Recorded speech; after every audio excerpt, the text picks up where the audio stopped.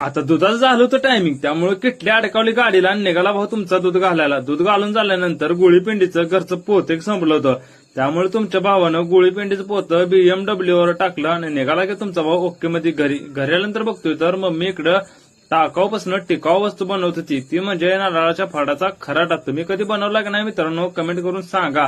आता 10 वाजल्या म्हणून पप्पाला तेवढी जनावर सोडून लावली. जनावर सोडून लावल्यानंतर जरा दुपारी झोपून होतो. आता झोपून उठल्यानंतर 4-5 वाजता रानात आलो, तू गवात काढला. तर गवात काढून झाल्यानंतर गवातच गटोळ घेतलं पाठीवर, निघाला भाऊ तुमचा घरी. आता घरी जात असताना मित्रांनो दिवस मावताना गावाकडचा सनसेट लयच भारी असतोय. परत आलो तू संध्याकाळी दूध घालायला गावात.